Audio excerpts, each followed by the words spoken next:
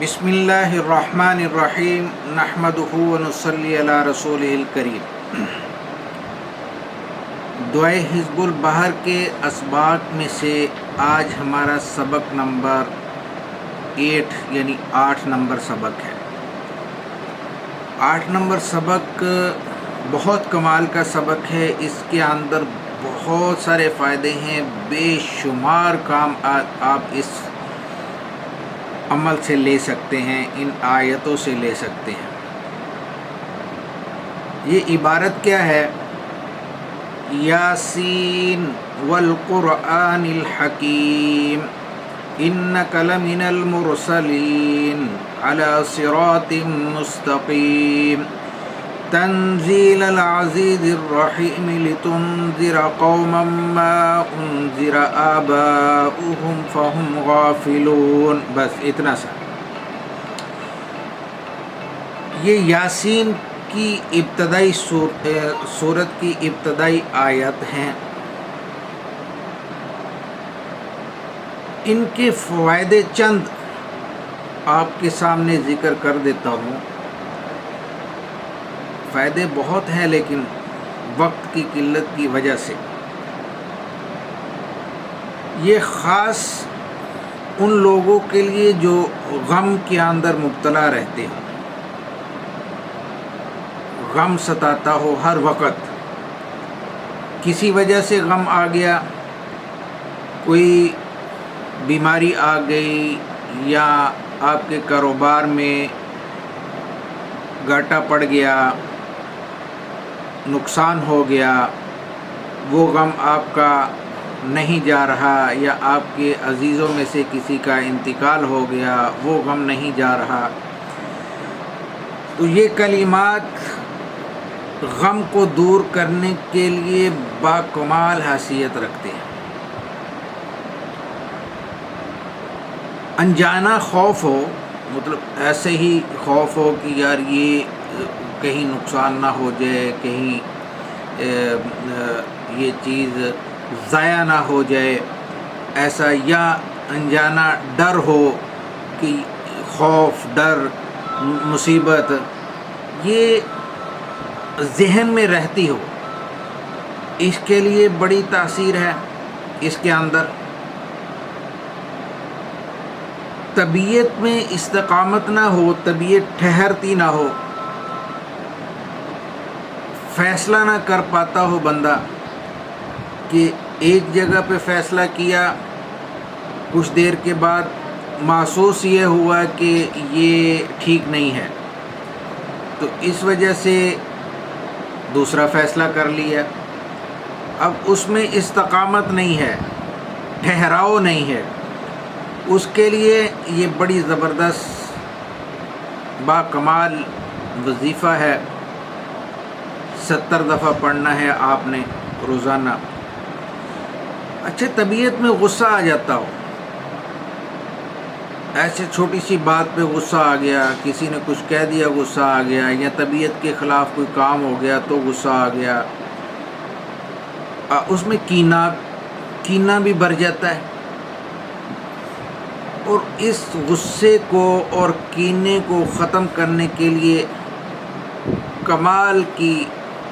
یہ آیتیں ہیں۔ دشمن کا خوف ہو کہ یار یہ پتہ نہیں کب حملہ کر دے، کب یہ ہمارے اوپر پرچہ کٹوا دے، کب یہ ہمیں پکڑ لے، ہمیں نقصان پہنچائے، ایسے جو خوف ہے ان کو دور کرنے کے لیے کمال اس کے اندر چھپا ہوا ہے۔ دنیاوی کاموں میں پریشانی آتی ہو، کوئی بھی کام ہو اس میں پریشانی آ جاتی ہو، کام پورا نہ ہوتا ہو، کمال کی حیثیت یہ آیت ہے۔ یا کوئی بھی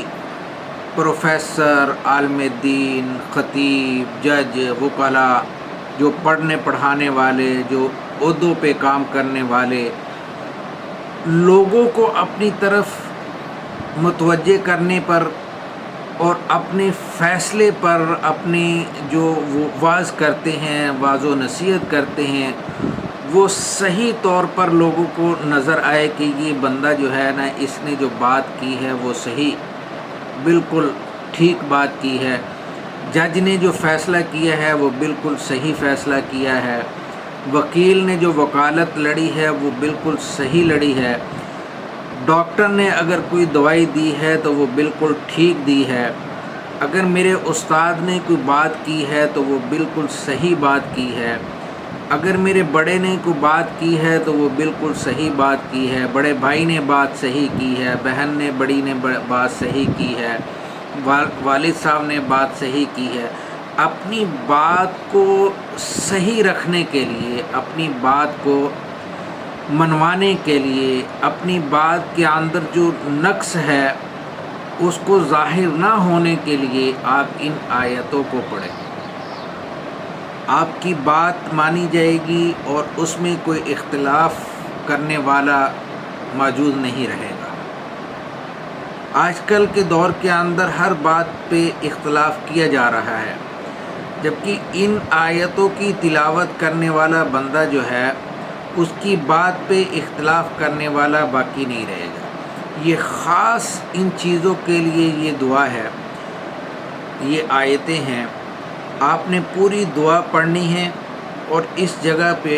یہ ان آیتوں کے اوپر آ کر آپ نے 70 دفعہ اس کو دہرانا ہے، یہ تمام چیزیں اس کو ملے گی۔ اسی طریقے سے آپ عہدیدار ہیں، آپ کے انڈر کوئی کام کرنے والے ورکر ہیں،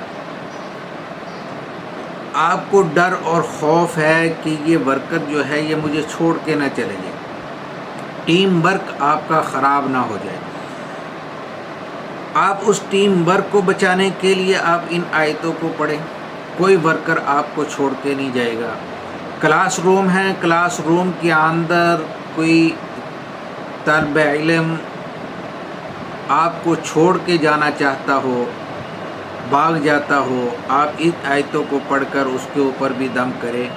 وہ آپ کی کلاس روم سے جائے گا نہیں، بلکہ آپ کی بات توجہ کے ساتھ سنے گا، آپ سے محبت کرنے لگے گا، ورکر آپ کے ساتھ جڑ جائیں گے، آپ سے محبت کرنے لگیں گے، آپ کو چھوڑ کر نہیں جائیں گے۔ اگر آپ کو چھوڑ کر کوئی چلا بھی گیا ہے تب بھی اس کو اس کی نیت کے ساتھ 70 دفعہ آپ پڑھیں، وہ ورکر، وہ بندہ، وہ آپ کا دوست آپ کے پاس واپس آ جائے گا۔